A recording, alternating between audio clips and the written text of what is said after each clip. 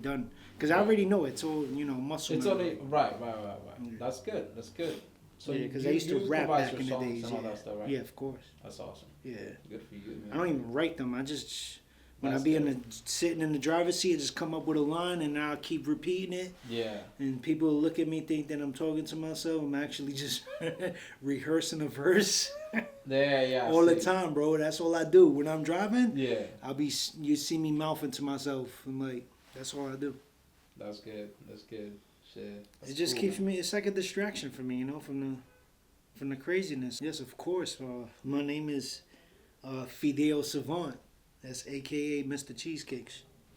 All right. What do you do? Uh, I work for the MTA. I'm a bus operator. Bus operator. Okay. Cool. Where and how did you grow up? Where and how did I grow up? I grew up in the South Bronx, um, Cypress Ave. I was in the '90s, so how I grew up was mostly poverty, drugs, a lot of abandoned buildings. Like how they say the Bronx was burnt down. If you Google that, that's how I grew up. A Wow. lot of burnt down buildings, junkyards. Wow. That's how it was for me. Wow. I see. How do you think that kind of shaped you into who you are now? Well, I don't regret it. So it did make me who I am. It just being a child growing up in the ghetto, just the experience of jumping roof to roof in the backyards, having the dogs chase the cats. Just the childhood experience, man. No phones, going to the parks. It was like I say, I don't regret it. Even though we've been through a lot, but I don't regret it at all. Right. Do you think that kind of like what? Because you said you don't regret it, and obviously I grew up, in poverty too.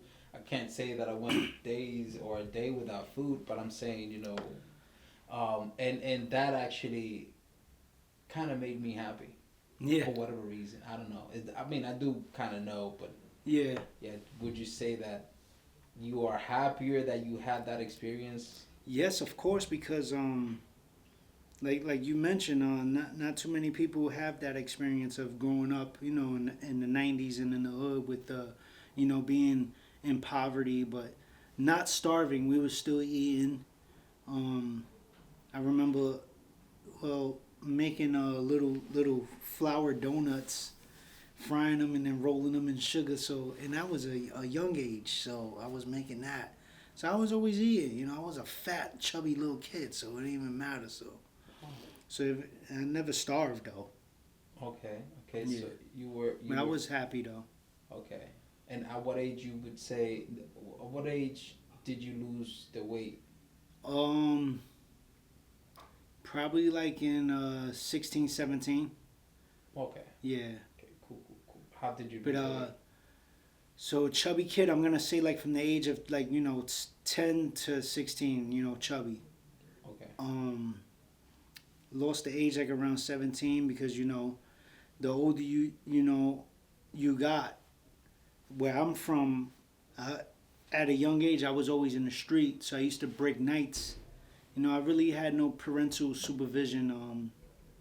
So when you break nights, you're not really eating. You're not getting the proper rest, so you lose weight. You shed weight like that, and then whatever we played the sports. Wasn't really too involved with sports, but we did play basketball. Why did you break nights? Like, what were you doing? Like, Just hanging out, with my friends, my childhood friends that I grew up with. It was just a thing back in the days to break nights. I don't think it was every night, but we did break. Sunlight. You out all night, and then when that sun come up, that's okay. how it was at a young age. Anyway, I see, and my and story is a long story to tell. and I see that you say you play sports, not like in a team, but Basketball. basketball. Did you play in a team or did you No, just that was oh just just like like for fun. with friends? Yeah, Okay. Were you yeah. good? Nah, I was not good at all. Like, You have fun, we right? tried. Okay. As the older I got, I might have had like a crossover or something where somebody fell and I made a shot or something. That did happen in my life. that's a highlight that'll stay right here forever. But but it wasn't it wasn't organized basketball. It was just for fun. Just a bunch of kids Yeah. playing. Okay, yeah, just having fun. That's good. Yes. All right, what did you like the most about your childhood? What did I like the most? Just the experience of being at the water pump with the Johnny pump in the summertime, holding the can, spraying people in the summer. Used to go to a lot of camps. I went to cadet school when I was younger. Used to spend a lot of time with my aunts and my uncle. Growing up in the South Bronx, I used to go all the way to Long Island and spend time with my aunt, so that was a pleasure. How was It was a lot of happy times and a lot of sad times, so it's like in between. So right? You Yeah. can't always have it. I get it. yeah, How was cadet? cadet school. Cadet So school, crazy right. is that one of the routes. What was the route that I was doing the other day? The BX33 passes right by St. Luke's Hospital on 138 in Cyprus. Right. That's yeah. where I did cadet school. No way. How was that like? And I was every time I passed that church, I get flashbacks of holding I had the rifle right here on my shoulder, Yeah. and that's all I can remember. Yeah. I don't remember much about that, but that rifle, they was showing us how to hold up straight in a cadet school. That was crazy. Does it ever make you feel like nostalgic to Bro. pass through those places where you hold a lot of memories? Bro, you don't even know. There's times that when I'm doing any route, the 17 to 33 that passes through that block, I would take a personal.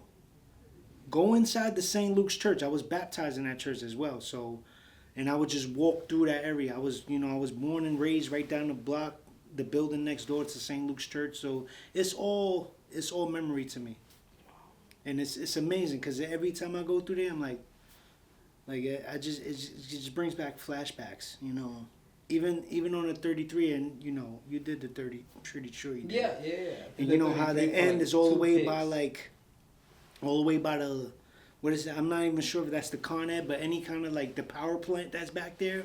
Right. And at the end of the 33s, and I used to be back there when I was a kid. I used to ride my bike, would try to fish, So it brings back a lot of happy memories and happy times when I was growing up. That's awesome. Yeah, That's it's awesome. amazing. I love doing that route. Yeah. No, Yeah, just for that. I bet. What was your biggest challenge growing up? My biggest challenge was the peer pressure, trying to fit in with the clothes. Because, I grew up poor, man. My mom, she did what she could. Single mother, stepfather. So I really didn't, I didn't have, nice clothes. Right. And if I did, I had a few Jordans here and there, but it was the pressure of fitting in. Right. You see all the kids with like certain clothes and you but the only thing is that I grew up in the South Bronx, Cypress Avenue, so pretty much everyone that grew up with me was in poverty. So there wasn't nobody better than me. I wasn't better than nobody. Right. We all had messed up sneakers. Nobody had, this kid got the new sneakers. It wasn't like that. So, yeah. But the pressure still was there, Yeah. I see. All right. What do you do? Right now in my life, I work for transit. I drive a bus and I do it well. Awesome. I'm professional, baby, and I'm happy to have my job. I love my job. I'm grateful for it. Awesome. And that's what I do. Awesome. Can you tell me the story on how you ended up working for transit? Yes, of course. So I've always been in the transit field. I used to work for transit in Virginia. I did Loudoun County Transit. So I drove buses. Been driving buses for a while over the road, and I was working for a tour bus company, the double deckers. And one of my good friends who's in transit today came to me, and it was the last day that the application deadline for the bus operator was out, and he's like, "Yo, did you do the bus operator application?" I didn't know anything about it, and I went right there on the computer, and I filled it out. Didn't get called till like 4 years later, but this is where I am today. Awesome, awesome. How does a day of work look like for you? A day of work is challenging. You know, every time I walk out the door, I pray that I come back the same way that I left, that I leave. It's like I mentioned, it's challenging because you never will know what you're gonna bump into because you deal with so many different personalities, so many different people. Um, but overall, I take it at it's a 9 hour day for me, 9 hours and 20 minutes. So that's how I look at it. Okay. Just another day. All right. Cool. Cool. Cool. Cool. What is your favorite thing about the job? My favorite thing about the job is the flexibility of the job, the benefits, and the pay. How is the job flexible for you? So a lot, people that's not in the transit world wouldn't understand, especially for MTA. But you have your flexibility. At least if you do it 30 days in advance, you can change a day. You can get a weekend off. You could get 2 days out the weekend off as long as you know how to, finagle it and do it right. You know how to, play the rep book, Awesome. and you know how to work it. Change of assignments. If you need to get off earlier, you could. All you got to do is put it 30 days in advance, and you'll get it most Awesome. likely. Like it. Love it. Love it. All right. What is your least favorite thing about the job? My least favorite thing. I don't know if I have a least favorite. Besides, I mean, you deal with people every day, so that's probably my least favorite. You might have someone with a bad attitude, or someone with mental health issues, someone that's on drugs, and they just want to take it out on a public figure because we're in uniform. Right. That's probably my least favorite. Yeah. Yeah. Yeah. I see. Okay. Yeah. Cool. Cool. So I hear that they call you Mr. Cheesecake. Yes, Mr. Tell me Cheesecake, about baby. that. Why they call you that? Mr. Cheesecakes is I got the best cheesecakes in the Bronx. I probably could say New York City, or I don't know. It's just Mr. Cheesecakes. That's me.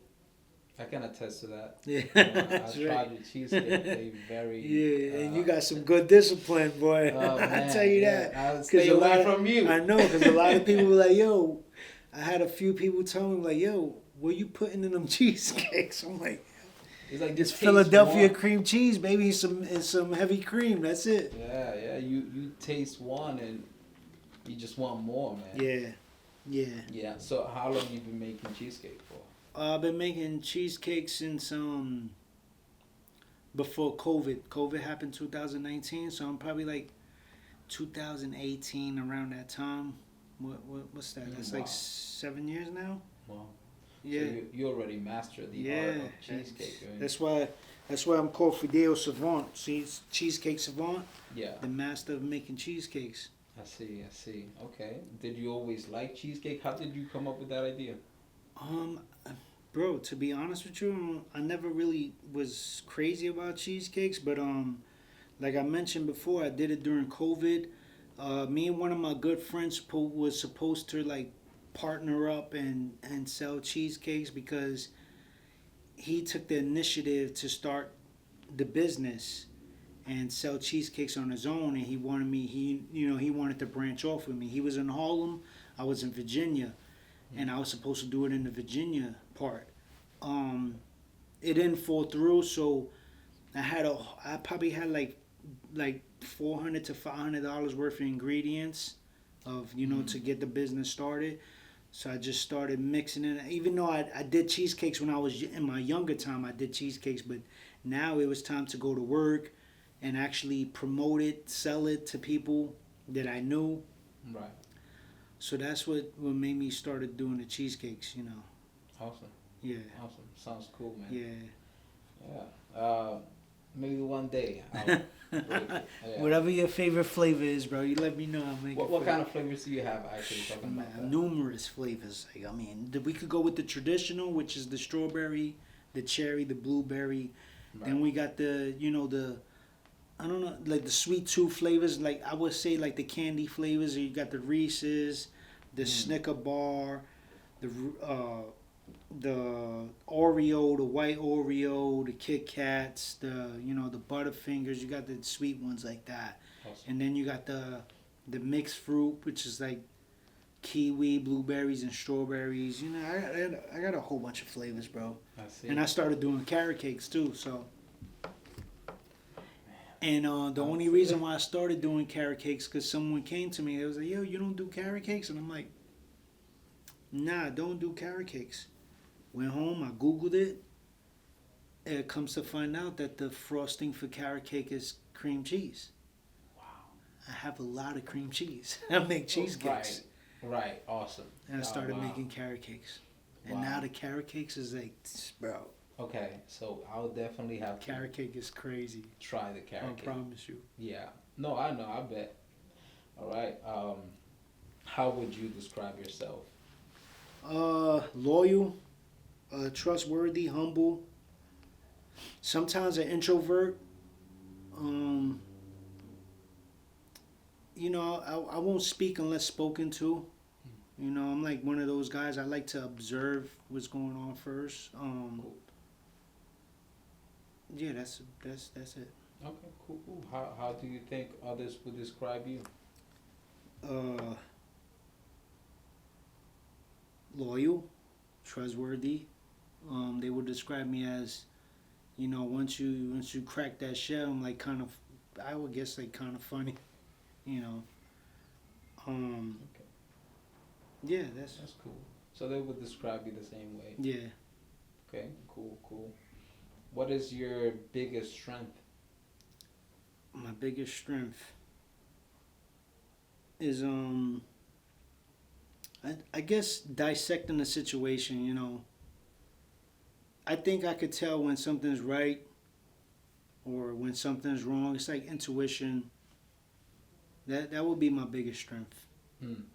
Like I could sense when something is off. Cool. Yeah. That's nice. Yeah. So you can read the Yeah, situation. definitely, bro. All right. What is your biggest weakness? My biggest weakness is my biggest weakness is I have none. No, I'm trying. I don't know. What's my biggest weakness? You can think about it. That's fine. Because some questions are hard to answer because you don't really think about it. Yeah, like You're I'm you're not asked that every walking day. around Not just asked that thinking. all the time. Yeah. Like, what's my biggest weakness? Right. Now I'll come back to that. Definitely, Okay. I'll let it sit Cool, there and try to figure Alright. that out. All right. Let's talk about your passion. What is your passion? So my passion, I have numerous passions. I love to cook. I love to, plan out a day and make sure that I do my task.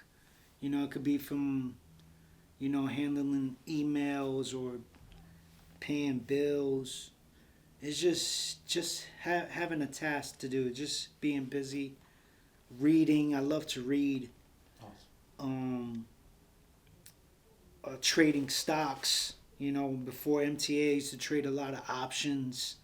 That I had a serious passion that I used to invest in, computers, the fastest internet that I needed, multiple screens.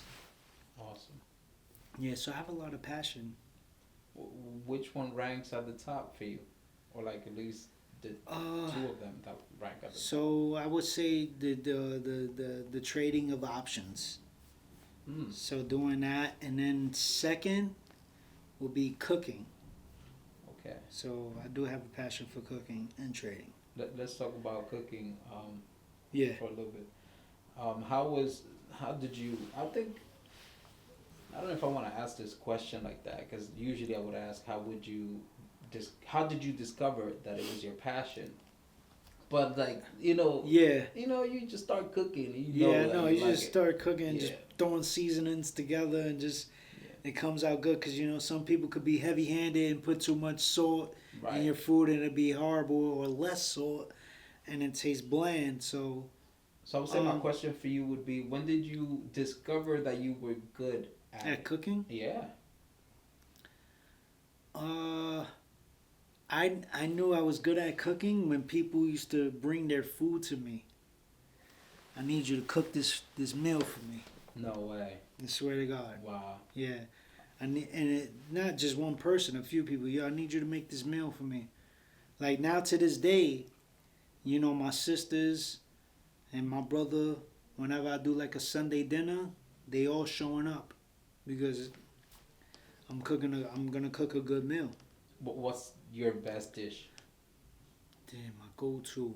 Uh, everybody always asks for my baked mac and cheese with the rice, arroz y candules with the barbecue chicken wings.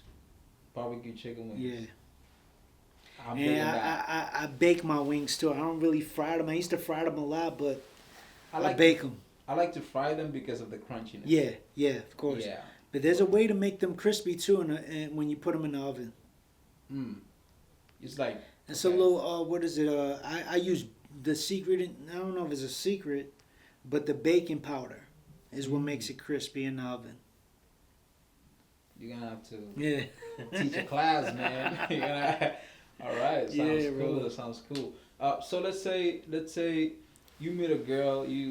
You know she says or you tell her that come over. I'm gonna make some food.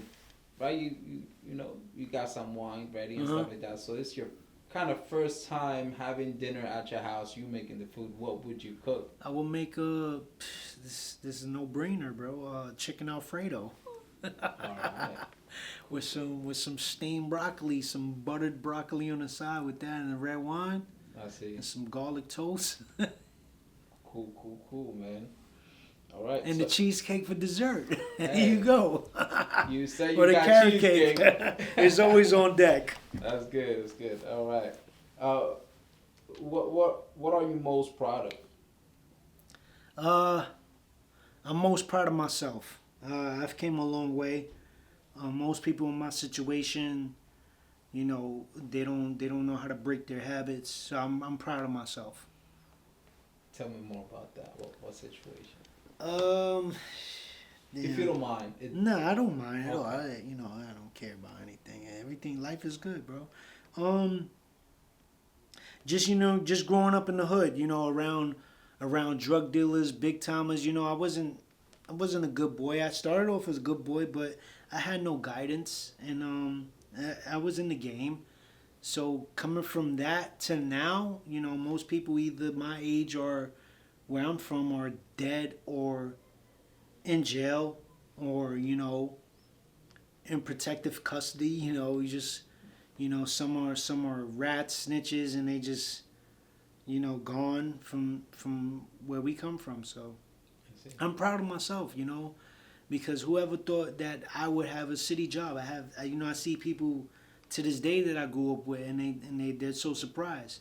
A few people that see me in uniform and they're like,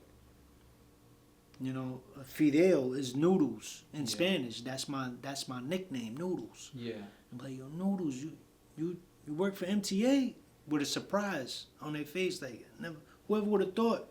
Like I said, I do the 17 bus. That's through my old hood. I grew up over there. I see people all the time, and these people are my age, and they look double my age. They look bad. I'm not to downgrade on anybody, but I'm proud of myself. Right. I have my son. I'm a single dad. I've raised my son since he was 3 months old. He's still with me to this day. I'm proud of myself. I've come a long way. We're gonna touch on that in a little bit. Yes, of course. Let me ask you the next question. What are you least proud of? My least proud of. What am I least proud of? Damn. What am I least proud of? I'm least proud of not attacking, not in a violent way, just attacking, your, I don't know how to put it. You know how when you're given something and it's there and you don't see it, but you don't attack right away to just. I don't know how to explain that, but that I would say that I'm least proud of not attacking my situation to being a better person faster. Like it just took too long. I feel like it took too long. Okay. That makes sense. Yeah. Yeah. All right. What is something people wouldn't know about you unless you tell them? Something that nobody would know about me is that I did 12 years in prison, from the age of 16 to 28. And if I was to tell somebody that, they wouldn't believe it. They're actually 12 years and 9 months in jail. In prison, not jail, prison, state prison. Right. I wouldn't believe it. Yeah. You know, if you tell me, like Yeah, the guy that sold me cheesecake. You know. Yeah, it's true, man. That's why I'm proud of myself, man. I've come a long way. You know, we also gonna touch about that. Yeah. We're gonna touch on that too. Of course. But maybe next time. All right. Because I think that would be an interesting story. 12 years is Yeah, 12 years. yeah, 12 you know years what is I a lot mean? of time. So- Going to prison at the age of 16, just turning 16 at that. Right. So that's like, that's... Yeah. So I want to go through these questions so people get to know you, get like a little bit of everything that you've done, childhood, profession, self-perception, Yes. and blah, blah, blah. So then later on, people can get to know more details about you and what you've gone through. But I did say that I wanted to go back to you being a single father. Yeah. Tell me about that, man. Being a single father, so... All right. So like I mentioned before, I raised my son since the age of 3 months old. Not to, and nothing bad with his mom. We came to an agreement that I would, take custody of him. I did it with the help, of my sisters, my wife, who, I'm separated from, and it's been a challenge, but it's been not a strenuous challenge, because me and my son is like this. Like, I take him to basketball games. At least last year we went to 8 basketball games. This year we did like 6. So I always do things with him. Play basketball with him. We work out. We eat together. I see this boy every day. Awesome. I try to. The schedule I have now for MTA, I work it around his schedule. So Right. being a single parent, it has its challenges. Yeah. I'm not gonna bring the financial part into it, but I'm grateful. My son is a good boy. Awesome. Yes. How do you raise a child? How do you raise a child? With a lot of love. A lot of love. I'm talking about hugs and kisses. You see that boy? Come here. Hugs and kisses. Letting him, I got 30 years over my son. So I tell him experience is everything. So whatever you're trying to experience now, I've been there, done it. So I just give him, I school him on to little things. Even though times have changed, but history repeats itself. So there's always going to be some kind of part in there for it. Right. Yeah. Yeah, that's good. So you do you talk to your boy about like past mistakes, or maybe? Yeah, of course. Like I talk to him about everything. Whatever he goes through, even with the heartbreak he goes through. Right. As of recent, and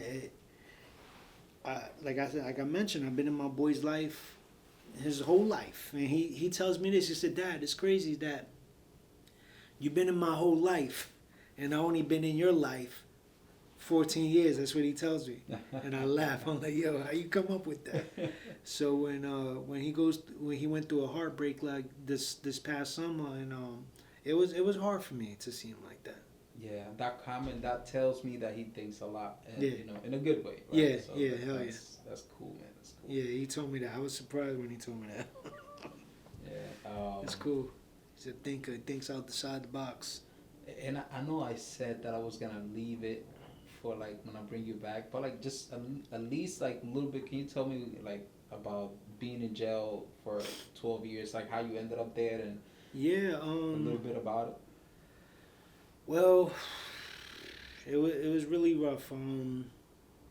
So hanging out in the streets, everything could change in the blink of an eye. You get caught up into some nonsense. I mean, obviously it had something to do with me, because the people that I was around, whatever they do, you're guilty by association, basically. So you are what you are with the company you keep or something like that. I don't even know how to explain that, but Yeah. um, well, prison was rough, bro. A lot of fights. I was young, just trying to, you just finding your identity. Yeah. At that age, at 16, I'm still trying to find my identity. Um, the I'm not gonna say the good thing, but what probably could have, what did save me is that when I went to prison, the first prison I went to, my hood was so bad is that there was already people there in prison from where I grew up at. So Right. then these were older people. Right. So when they see me, they know my older sister. I don't have no older brothers. I'm like the second one. So when they see me, they know my cousins, and they take me in. They're like, yo, Right. I just came outside and already I'm already gone. Yeah. As soon as you come outside, you're gone. A few summers, the next 12 summers, you're out of here. Right. I see. Okay. Yeah.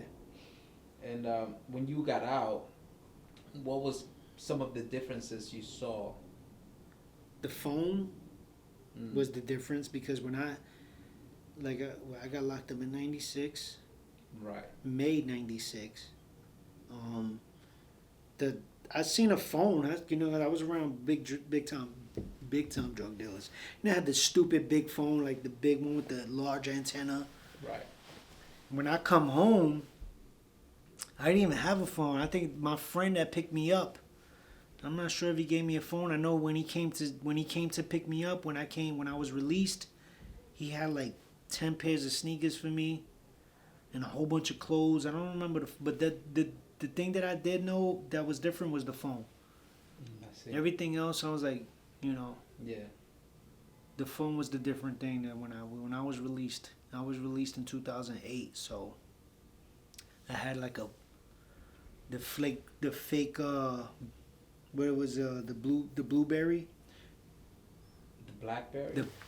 the blackberry, that one. BlackBerry. I said blueberry. Oh, See, yeah. oh, yeah, that one with the rolling ball. Oh yeah. Yeah, that was the Sidekick first and phone. stuff. Remember the Sidekick? I never had the sidekick though. I had a blueberry, but I ain't have a sidekick. But the sidekick was fire. Cause my son's mother had a sidekick, and they was just flip it. Yeah. That I had a My Sidekick. sisters had the sidekick. Yeah, that was cool, man. Yeah, I think that was the big difference of. You can customize. I think you can still do that with like some cases. Yeah. Phone cases. But Yeah. I don't know. It's something about the Sidekick that was cool. Yeah, the sidekick was fire. Yeah. I never had one, but it was tough. I think some phones now, they don't really function like the Sidekick, but you can flip them and they still touch screen. Yeah. I guess you can Like have right now, I it's have a mix of like Sidekick and an iPhone at the same time.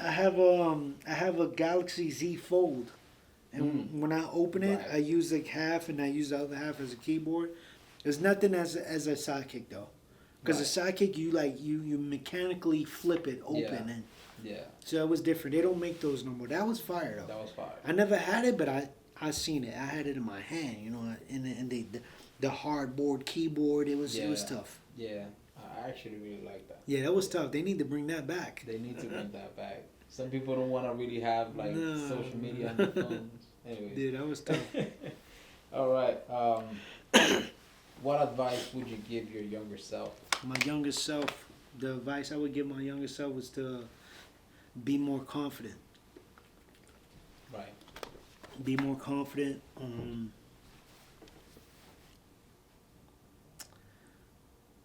Try to analyze a situation before it happens. I would say it's a gift now. Like I could pretty much, analyze a situation now. But I didn't have that as my younger self. I would tell myself that. Cool. And cherish your family more. My moms, my older sister, just cherish them a little more. And not be so rude. Because, when you're a young kid, you just don't care about nothing, especially when you're in the streets at that age. Right. Yeah, yeah, I agree with that. Cool, cool. And this is the last question. What advice would you give the youth of today? Uh, get off your phone. Read a book. Stop having your head in the phone. I tell my son all the time. Um, read a book. You know, you're wasting so many hours on TikTok and social media. Before you know it, you know, your whole day is gone. Right. Because all you do is just scrolling, worrying about other people's lives, invested in other people's lives. Yeah, Invest in your life. Read a book. yeah, yeah. Cool, cool. Can you tell the viewers how they can find you, how they can Yes, of reach you? course. I have two pages. So I got the Mr. Cheesecake page. That's my where you can see all the pretty cheesecakes that I make, and then I have Bus Operator Views on Instagram. They're both on Instagram as Bus Operator Views, where I'm just like, you know, making skits. I got a few skits about me rapping about the routes that I do, you know, just making fun of the situation that I'm in. And I'm on TikTok too as Fidel Savant. Awesome, awesome. You want to hold the sign so we Yeah, can hell see yeah. it So better? Yeah. so this is the Mr. Cheesecakes. This is the logo that I created around before COVID. Took me hours to make this. All right. And Cool. then we're gonna do the rebranding. Coming soon, the rebranding. Mr. Love it. Cheesecakes. Love it, love it. All right, bro. That was really good. Yes, sir.